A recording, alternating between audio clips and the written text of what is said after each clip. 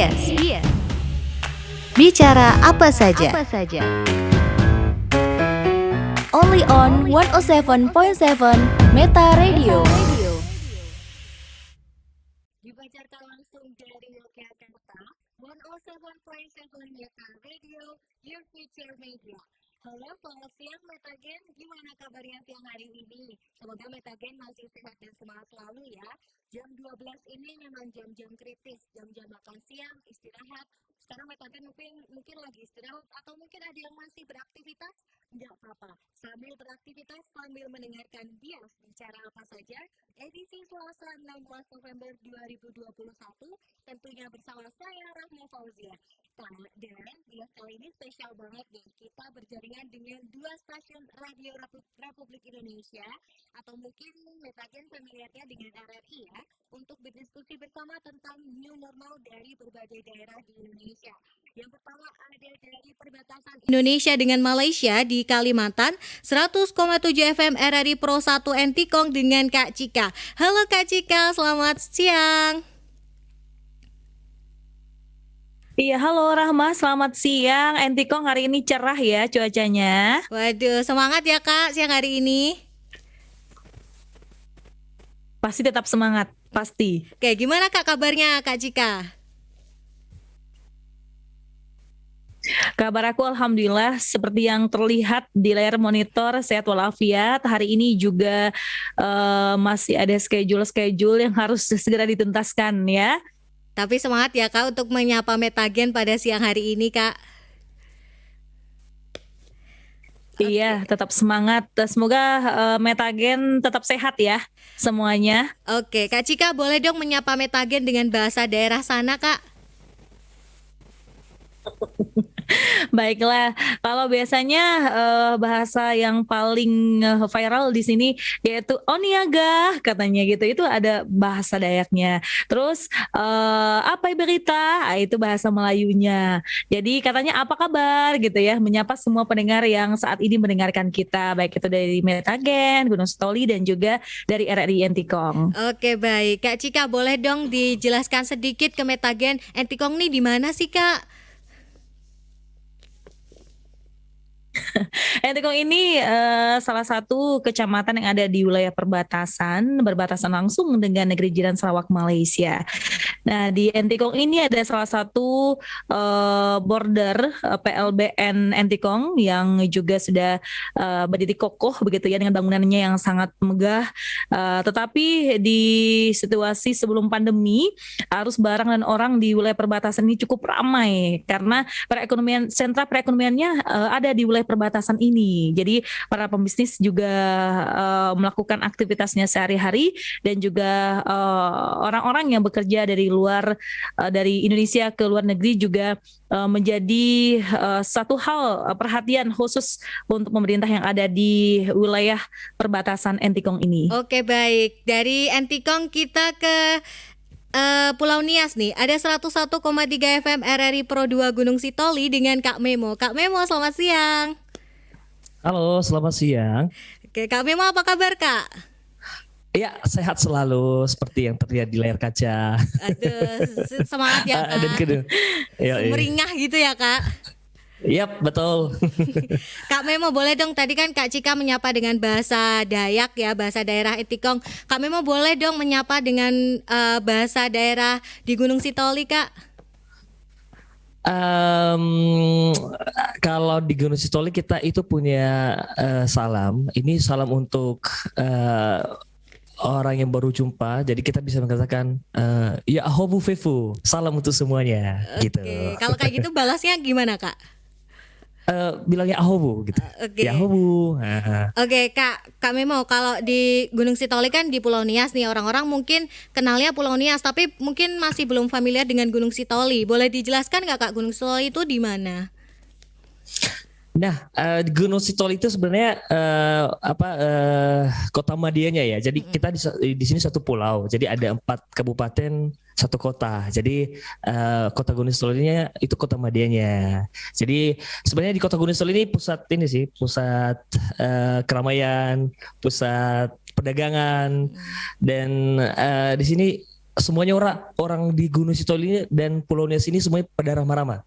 Benar. Karena kalau misalnya Anda jumpa dengan misalnya datang ke Gunung Sitoli, dikenal apa enggak dikenal, pasti disapa dengan Yahobu, salam gitu katanya.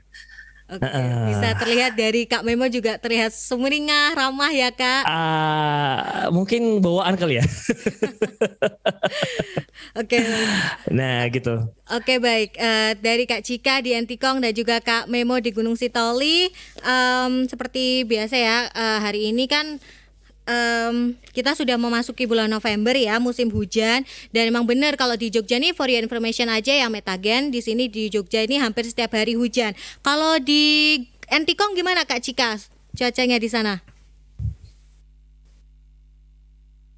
Kalau di Entikong sudah masuk ke pancaroba gitu ya, tapi di beberapa daerah di Kalimantan Barat termasuk juga di daerah kita ya juga ada yang mengalami banjir udah hampir berapa minggu begitu di Kabupaten Sintang, di Sekadau, di Keposulu ya, di daerah Kabupaten Sanggau juga terendam banjir yang saat ini menjadi permasalahan kesehatan yang dirasakan mereka saat baik. ini. Kita tahan dulu sebentar ya, karena kita mau menyimak informasi berikut ini.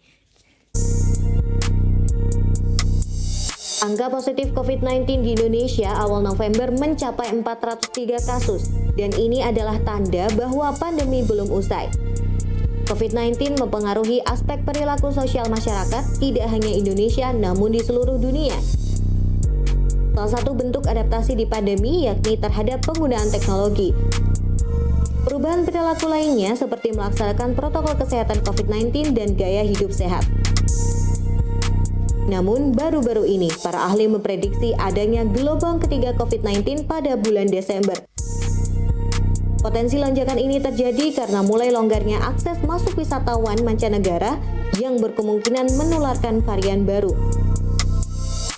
Epidemiologi Universitas Airlangga Windu Purnomo menilai, pelonggaran yang dilakukan pemerintah di acara Pekan Olahraga Nasional PON 20 Papua lalu dapat memicu lonjakan COVID-19. Windu menyoroti adanya 83 kasus COVID-19 di pagelaran PON. Ia juga melihat bahwa temuan itu dapat menjadi klaster yang merebak di masyarakat lokal. Windu juga mengkritisi penerapan protokol kesehatan COVID-19 saat PON 20 di Papua. Pasalnya ada 7 atlet yang kabur, padahal masa karantina 5x24 jam belum rampung. Oke baik, kita Kak Memo nih. Kak Memo, gimana Kak cuaca di sana Kak? Kalau di Gunung Sitoli bulan November ya biasa ya, ini lagi musim hujan. Cuman kebetulan aja hari ini pas cerah cuacanya gitu kan. Kemarin hujan. Cerah karena menyambut ya Kak, kita berdiskusi pada siang hari ini. Nah, betul. Mereka juga excited untuk mengikuti diskusi kita ya Kak. Nah Kak, kalau Iya, PPKM-nya di sana gimana Kak? Kalau di sini sekarang udah mulai ini kali ya, udah mulai longgar lah ya, karena sekarang pesta-pesta udah bisa dilaksanakan, kegiatan-kegiatan yang lain juga sudah dilaksanakan, tapi mungkin tidak masih belum normal seperti biasa sih sebenarnya, tapi sekarang udah mulai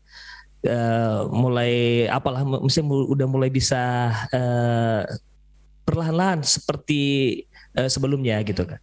Oke, kalau di sana nih tempat wisata yang paling jadi favorit apa Kak? Kalau di Gunung Sitolinya sebenarnya kita punya beberapa tempat ya. Kita punya air terjun Humogo. Itu keren banget. Itu udah ditata dengan sangat baik oleh pemerintah Kota Gunung Sitoli, dan itu menjadi satu destinasi wisata yang favorit ya untuk saat ini. Selama PPKM gimana Kak di sana?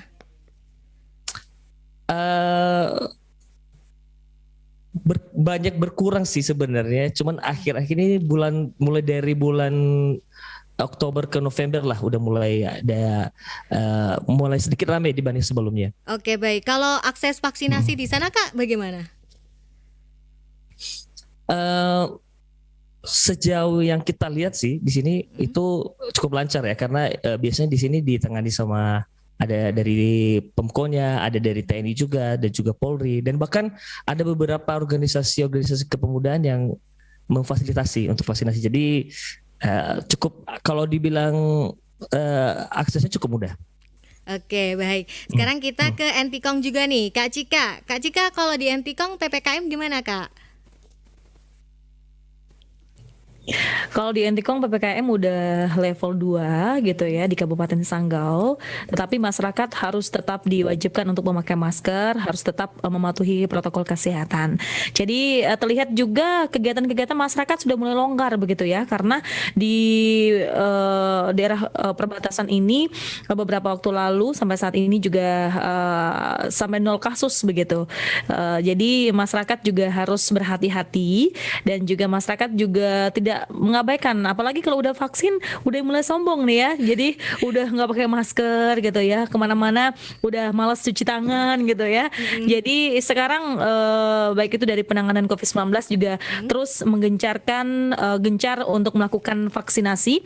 Kalau di wilayah perbatasan sendiri masyarakat juga sudah mulai antusias, sudah mulai mendatangi pusat-pusat pelayanan kesehatan dan juga tempat-tempat vaksin, dan mereka juga sudah berbondong-bondong ya, sudah sadar akan pentingnya vaksin untuk saat ini, karena apalagi anak-anak sekolah di atas 12 tahun sudah mulai tatap muka walaupun terbatas untuk wilayah perbatasan. Oke, tapi Kak Cika pastinya sudah vaksin ya, Kak? Alhamdulillah sudah tuntas vaksinnya. Sudah tuntas. Kak Memo gimana, Kak? Udah vaksin juga ya pasti? Pastinya dong. Oke. Vaksin pertama, vaksin kedua sudah, berarti tuntas lah ya. Tuntas ya, artinya kita berperan Iya, ya. jarumnya kecil ya Kak ya. Ya dong, karena nggak usah takut vaksin ya, harusnya lebih takut dengan terkena virus COVID. Karena vaksin kan sakitnya Virusnya, cuma bentar sih. Sakitnya kan cuma bentar, cuma kayak beberapa detik gitu. Kalau kena virus COVID Kayak digigit semut ya. Kalau kena COVID kan kita nggak tahu bakal sakit berapa lama gitu kan. Oke, baik. Betul. Tapi Kak Iya. Cika dan Kak Memo dan juga Metagen jangan kemana-mana dahulu ya, karena setelah ini kita bakal membahas lebih seru lagi, dan nanti akan ada Dokter Citra untuk ikut bersama berdiskusi pada siang hari ini. Tetap di Bias Bicara Apa Saja. Oke. Ingat pesan ibu, pakai maskermu, cuci tangan pakai sabun, jangan sampai tertular.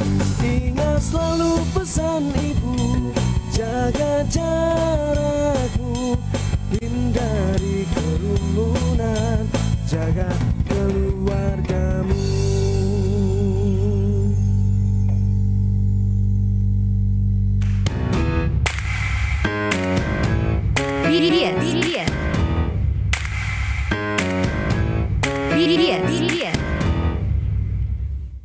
Oke, masih di Bias Bicara Apa Saja dengan Kak Cika. Kak Cika masih stay ya, Kak? Kak Cika, oh sepertinya Kak Cika masih stay ya? Oh, oke.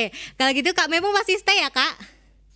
Masih dong, masih Oke. semangat. Masih semangat ya dengan Metagen. Oke, dan juga nanti akan ada Dokter Citra, epidemiolog dari UGM. Namun sebelumnya kita simak suara masyarakat mengenai keberhasilan kita menuju new normal di Metagen Bersuara. Metagen Bersuara.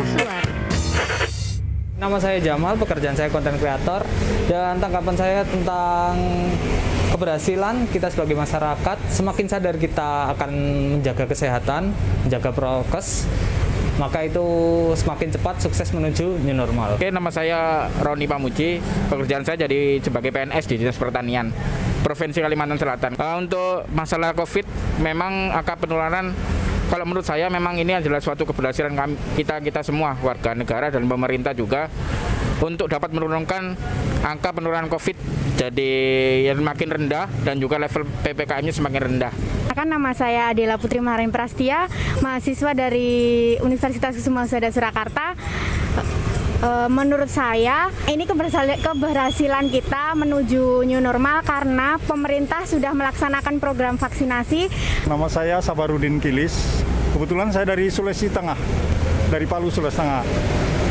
Iya, jadi kalau melihat situasi dan kondisi, alhamdulillah ya. Jadi PPKM kita udah kita boleh katakan berhasil karena dengan menurunnya angka kematian akibat COVID, ya. Hingga kami juga dari daerah nggak berani datang ke Jogja. Andaikan COVID ini masih seperti beberapa bulan yang kemarin. Nama saya Karudin Wahid, asal dari Surakarta, Universitas Muhammadiyah Surakarta. Saya masih mahasiswa.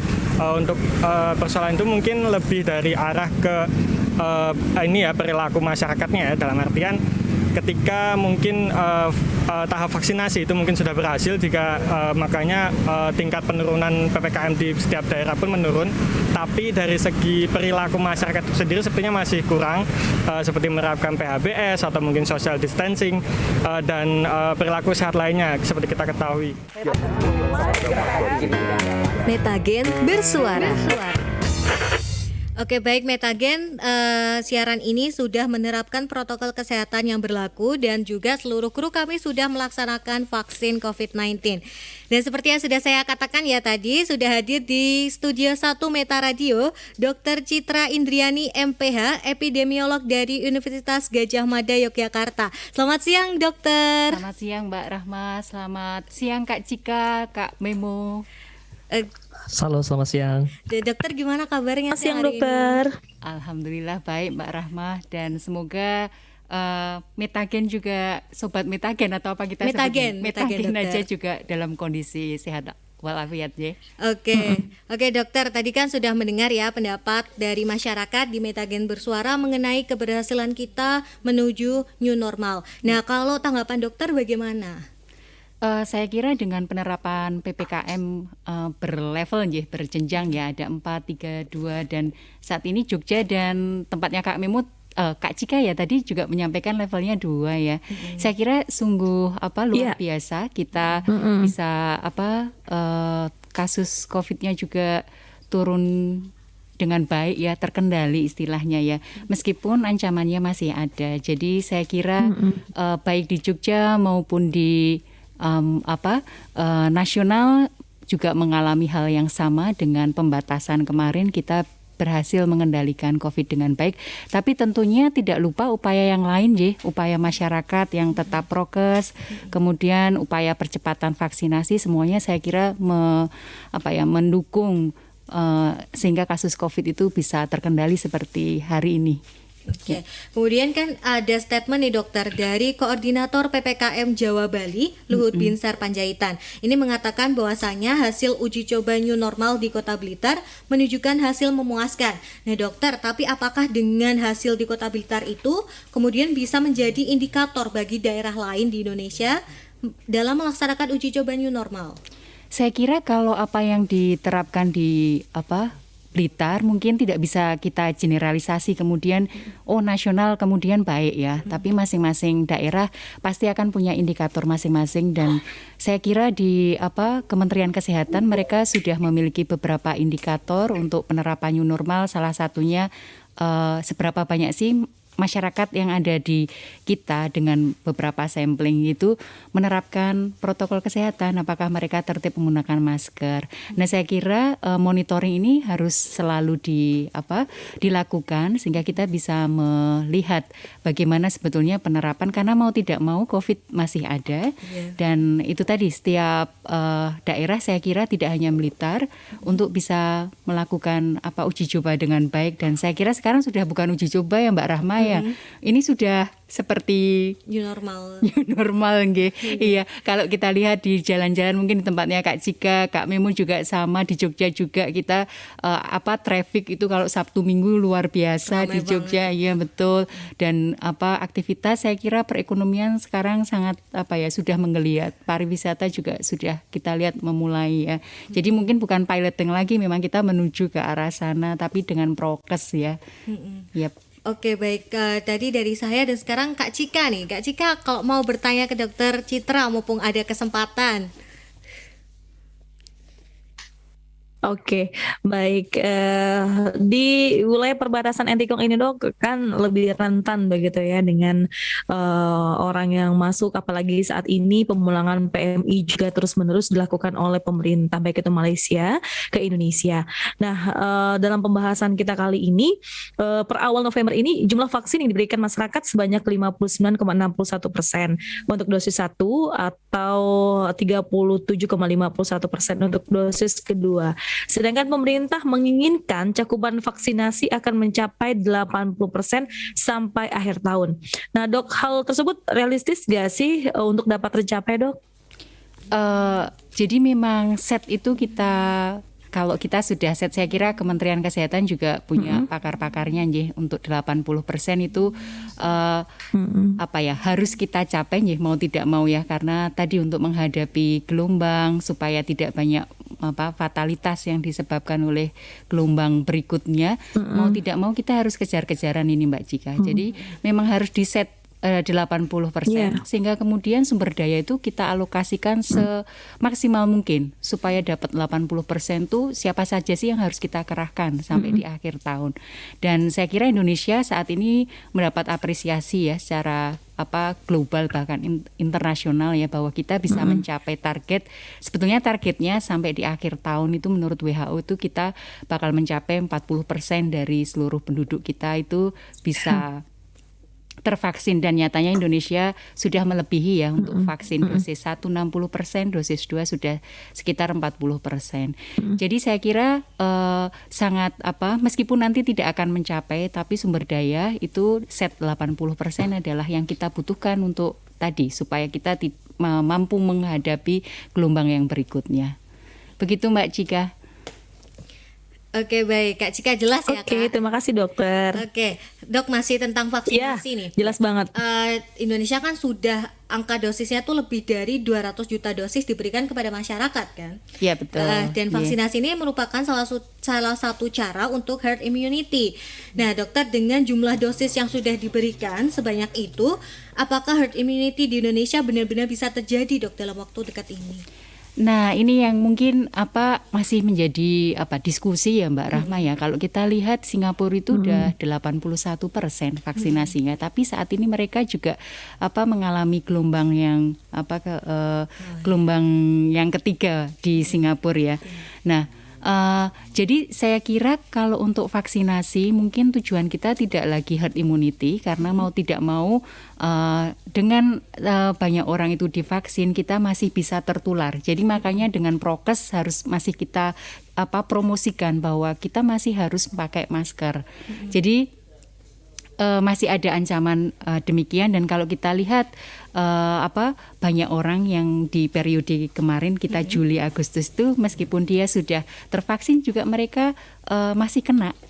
Iya, tapi kalau dia kena dia tidak mengalami bentuk yang parah. Jadi sebetulnya itu yang akan kita tuju.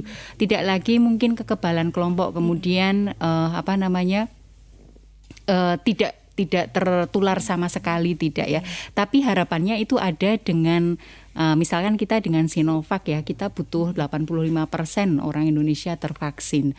Tapi mungkin kan saat ini kita belum bisa mencapai di target itu. Mungkin di akhir tahun atau mungkin Januari kita baru bisa mencapai target itu, nggih. Iya. Oke, tadi sudah Kak Cika, sekarang ke Kak Memo nih. Kak Memo di Gunung Sitoli. Boleh Kak kalau mau bertanya ke Dokter Citra? Halo, selamat siang dok. Siang Kak Memo. Iya. Nah ini kita dari Gunung Sitoli pengen bertanya ini kalau kita lihat sekarang mal-mal udah dibuka ya, pariwisata juga udah mulai ramai. Nah begitu. Nah jika kita melihat dari mobilitas ini dok, dari masyarakat dan kedisiplinannya dalam menjalankan prokes. Nah apakah masyarakat Indonesia ini bisa benar-benar bisa hidup berdampingan dengan COVID ke depannya dok?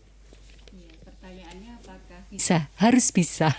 Mau tidak mau ya, harus berupaya, harus bisa, karena kalau kita lihat dari sejarah pandemi itu tidak hanya berlangsung 1 atau 2 tahun ya, mungkin bertahun-tahun ya. Kalau kita lihat sejarahnya flu Spanyol itu juga bertahun-tahun kita baru bisa lepas, tapi harapan ke depan adalah kita harus bisa hidup berdampingan, dan kemudian kalau sekarang yang banyak kita sampaikan adalah kita akan kita mulai mengubah mindset bahwa kan harapan kita saat ini tuh bahwa besok kita ini bisa lepas masker ya.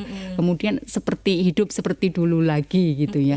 Nah, ini mungkin yang akan membuat kita stres kalau kita selalu kapan sih gitu ya. Jadi Berekspektasi ya. iya betul. Nah, mungkin kita saat ini menerima ya. Kalau biasanya patah hati kan juga gitu ya. Ini dia bisa balikan sama saya lagi ya. Tapi ada saatnya kita ini harus menerima bahwa kita memang harus hidup seperti ini. Kadang akan ada gelombang berikutnya, maka kita harus ada PPKM. Nah, yang seperti itu saya kira yang harus dipahami oleh setiap individu, karena risiko itu ada di individu, bukan dari pemerintah atau yang lainnya. Sehingga mau tidak mau masing-masing warga negara itu punya kontribusi ya untuk tetap menerapkan protokol kesehatan. Kalau longgar mulai bosen itu pasti. Jadi memang tantangan terberatnya untuk menghadapi pandemi ini ada di promosi kesehatan supaya kita tidak bosan, kita tidak lelah menggunakan masker, juga nanti tidak lagi ini pemerintah kok seperti ini, tidak lagi berpendapat seperti itu, karena ya ini situasi kita harus terima, kemudian bagaimana kemudian kita beradaptasi dan kemudian bangkit ya gitu. Oke, baik. Gimana Kak Memo? Udah Oke, terjawab Dok, ya? terima kasih. Sama-sama. Terjawab. Sudah. Oke, baik. Tadi yang jelas bahwasannya memang itu menjadi tanggung jawab kita bersama ya Dok ya, untuk menjaga PPKM protokol kesehatan. Oke, dan juga dilihat kalau di Jogja ini kan emang udah ramai banget ya Dok sekarang. Ramai sekali. Kalau saya lihat ini juga udah macet. Betul. Tempat terutama Malioboro yang tempat-tempat wisata ya. Berkerumun banget. Kalau di Kak Cika juga Kak, di sana gimana Kak di Antikong? Kalau di Entikong, karena di daerah Entikong ini beberapa tempat wisata juga kemarin sempat tutup, tapi sekarang sudah mulai dibuka, tapi dengan protokol kesehatan yang ketat. Ya karena masyarakat juga sudah mulai bosan ya, diam di rumah aja terus ya, melakukan pekerjaan di rumah aja terus. Jadi butuh juga sedikit refreshing agar tidak ada stres gitu ya, apalagi menghadapi pandemi COVID-19 ini, banyak hal-hal yang melumpuhkan baik itu perekonomian dan juga baik itu tentang kegiatan-kegiatan perharinya, harus banyak syaratnya kalau mau kemana-mana sekarang. Oke, baik.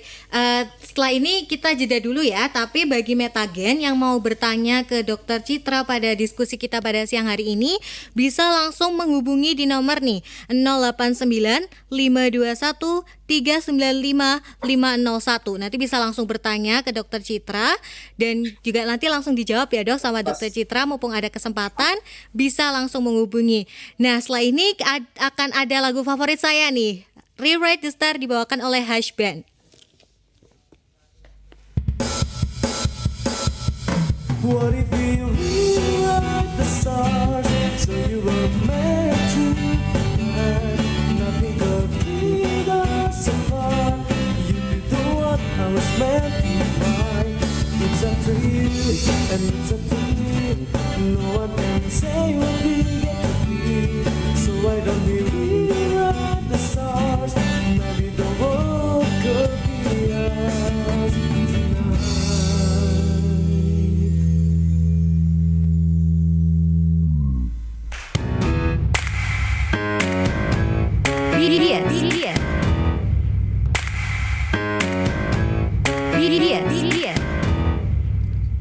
Masih di 107.7 Meta Radio, Your Future Media, dengan Kak Cika dari Antikong, Kak Memo dari Gunung Sitoli, dan juga Dr. Citra di Studio 1 Meta Radio. Kak Memo masih semangat Kak? Masih semangat. Oke, Halo, semangat. Oke, sekarang Kak Memo mau tanya lagi nggak ke Dr. Citra nih? Mumpung ada kesempatan lagi nih. Oh ya, boleh. Nah, ini Dok, ini para ahli ini memperingatkan akan adanya gelombang ketiga nih Dok. Nah, bagaimana skenario ke depannya apabila sudah ada prediksi seperti ini? Mungkinkah uji coba new normal akan tetap diterapkan di seluruh Indonesia?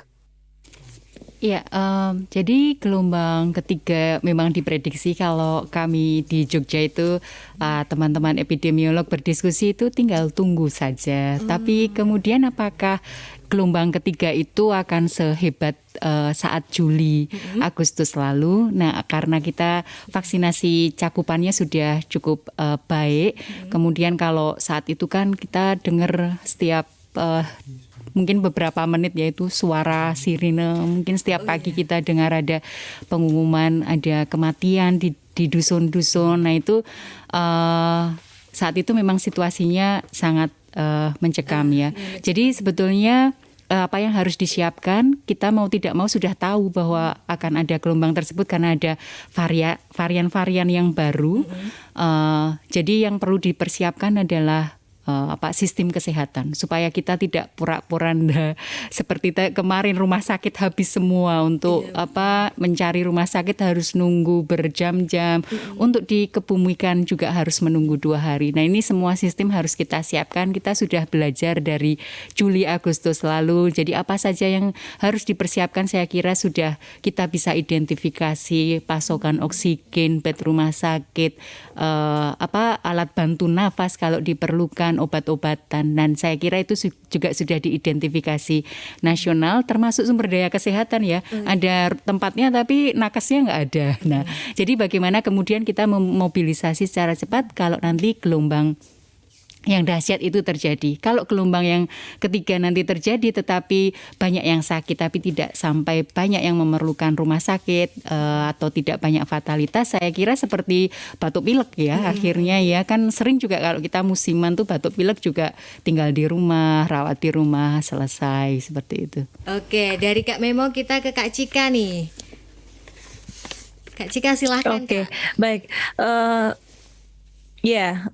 Dokter, new normal ini merupakan salah satu upaya untuk hidup berdampingan dengan COVID-19 dan kegiatan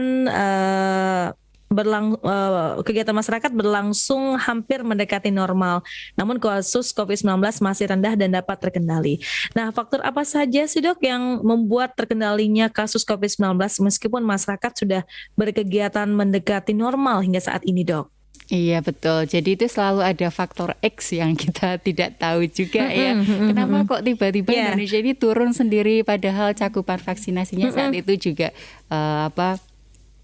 belum sampai 50%, tapi kemudian kasusnya sudah melandai. Apakah hampir semua orang itu terinfeksi? Mungkin itu ada juga hipotesis tentang itu ya, karena 70% infeksi COVID kan asimptomatis. Jadi apakah mungkin banyak orang itu sudah terinfeksi kemudian sudah ada herd immunity, atau kemudian PPKM-nya ini memang yang kemudian bisa mengerem dengan baik mobilitas warga sehingga laju penularan bisa teratasi dengan baik. Nah, jadi ini masih menjadi diskusi juga, tapi kemungkinan besar kalau secara teori bahwa kapanpun pandemi itu terjadi itu selalu ada turunnya. Nah, entah turunnya itu karena banyak yang sudah kena kemudian imunitas, atau kemudian ada faktor lain yang mungkin berkontribusi ya. Nah, kalau dari kami kemungkinan besar banyak yang sudah terinfeksi tapi tidak terlaporkan, sehingga kemudian itu juga menyumbang selain dari vaksinasi ya. Oke, baik, jelas ya Kak Cika ya. Karena memang ini jelas. Terima kasih ya, Dokter. Karena ini memang menarik ya Dok, walaupun udah ramai di mana-mana tapi memang kasusnya turun terus. Ini kan jadi pertanyaan. Betul. Ini emang karena ada yang kena tapi nggak nyadar, atau karena salah satunya itu vaksin tadi ya Dok? Iya, dan terutama pada anak-anak ya. Kalau kemarin kalau kita lihat kan sebagian besar yang terkena dewasa ya, tapi meskipun ada porsi kecil. Nah, kita sekarang sudah mulai SMP, SMA, dan pada anak-anak, remaja anak-anak itu kan cenderung tidak bergejala ya Mbak Rahma ya. Jadi mungkin ada juga masih lanjut, cuman kita tidak deteksi karena tidak bergejala tadi. Iya, karena kalau saya lihat di media sosial gitu ada yang bikin jargon yang divaksin anak kuliah, tapi kenapa yang masuk sekolah ini anak SD duluan. Betul. Ini kan jadi Iya, pertanyaan iya. ya dok. Iya betul sekali. Iya. Betul sih tapi karena ya tadi karena mungkin ada pertimbangan bahwa protokol kesehatan sudah bisa, maksudnya sekolah bisa mengimplementasikan dengan baik. Yang kedua, kalau pada anak-anak sebagian besar adalah mild, tapi meskipun ada ya pada anak-anak yang dengan punya riwayat penyakit sebelumnya itu juga gejalanya juga yang timbul parah juga, mungkin karena pertimbangan itu ya, padahal mereka belum divaksin ya, tapi karena itu yang parah-parah adalah yang dewasa ke atas, lansia terutama. Oh iya, itu sudah memang imunnya sudah turun ya dok ya. Oke baik, tadi saya sudah katakan ya bahwasannya akan ada telepon interaktif bagi Metagen yang ingin bertanya ke Dr. Citra pada siang hari ini, boleh langsung menghubungi 089 521 395 501 dan juga bisa bertanya mengenai topik hari ini ke Dr. Citra yang ada di studio. Telepon interaktif. Halo, selamat siang.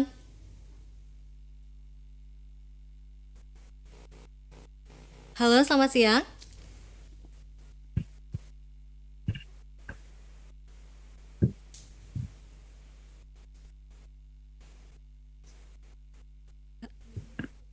Oke, baik. Sepertinya sambungannya terputus, Metagen.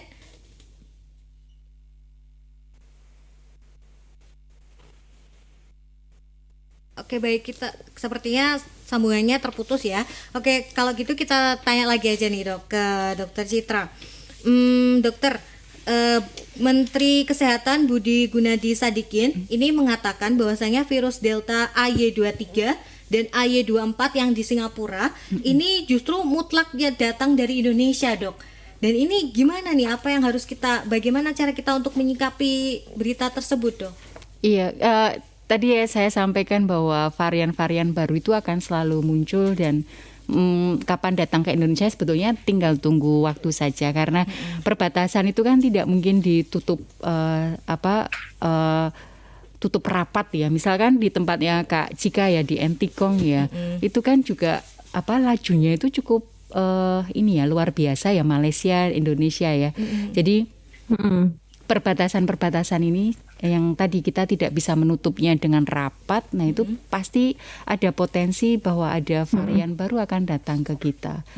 Mitigasinya bagaimana? Saya kira mitigasinya dengan pilar yang sudah disampaikan oleh Kementerian Kesehatan, ada deteksi dini, kemudian memperbaiki kualitas manajemen klinisnya, kan sekarang berkembang ya manajemennya sehingga kemudian asal tidak terlambat sampai ke rumah sakit bisa ditangani dengan cepat, maka fatalitasnya bisa kita cegah.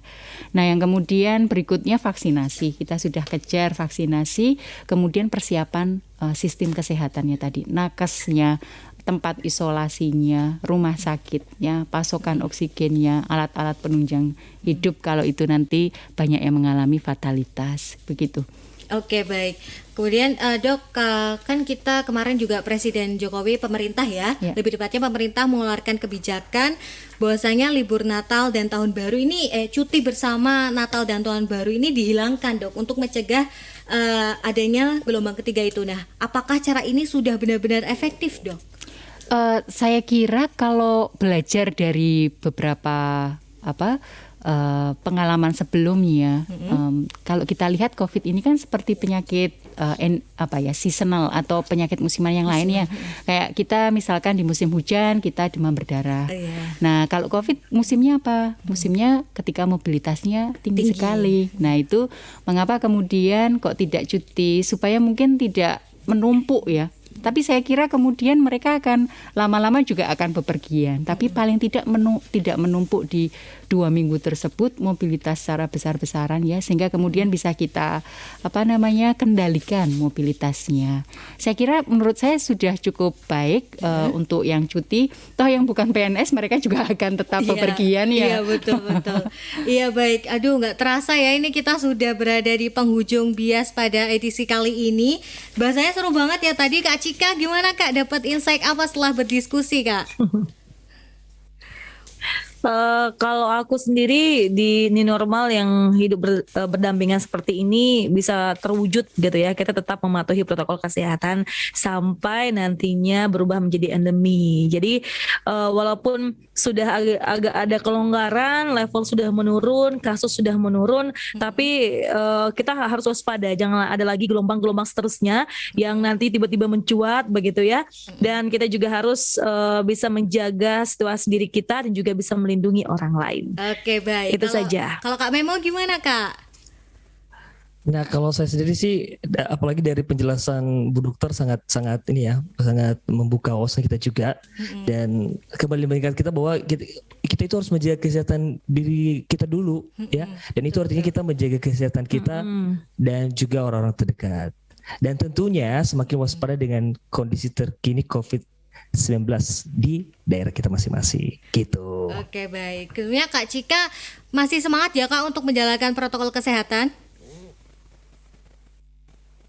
Tetap masih semangat karena di studio juga sendiri jadi nggak pakai masker dulu. Oke, tapi kalau di luar pasti tetap pakai masker ya Kak? Oke, kalau tetap pakai masker karena kita harus tetap prokes. Oke, kalau Kak Memo masih pakai masker ya Kak? Iya, selalu dong. Pas kita lagi siaran aja nggak pakai ya. Kalau bisa di luar tetap pakai. Ya, kan? Ya karena biasanya ya dokter problemnya nih orang-orang pada tanya kapan sih lepas masker, mungkin udah pada bosen ya dok. Tapi kapan sih dok kita lepas masker nih, bisa nggak sih sebenarnya? Mungkin bisa ya saat kita sendirian seperti Mbak Cika di dalam studio ya. Iya. Tapi sebenarnya kita bisa kan ya dok lepas masker, apakah mungkin agak impossible? Mungkin kalau kita lihat pandemi flu Spanyol dulu kan juga mereka pakai masker ya, dan itu kemudian sebelum kita pandemi juga akhirnya kita melepas masker ya, tapi mungkin akan butuh beberapa tahun untuk mencapai ke sana. Yang jelas ya. harus sabar ya dok. Iya betul, ya tadi mengubah mindset tadi. Oke, baik. Dan juga dokter matur nuwun guys sudah Sama-sama, mau berdiskusi Mbak dengan Rahma, kami, Kak Cika dan juga Kak Memo, Metagen. Iya. Terima kasih. Semoga kita makin aware ya dengan kondisi COVID-19 di daerah masing-masing, dan juga yang jelas jangan lupa vaksin karena vaksin itu gratis, mudah, dan juga dan juga gampang untuk ditemui.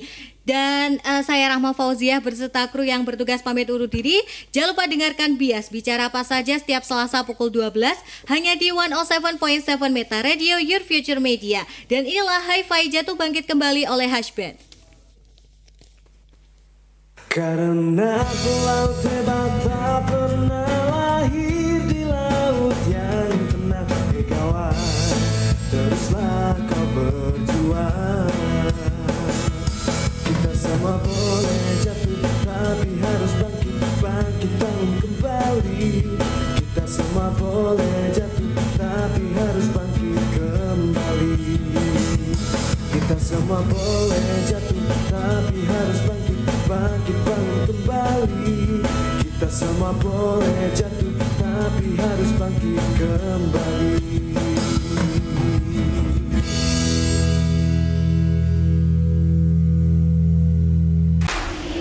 Bias Bicara apa saja.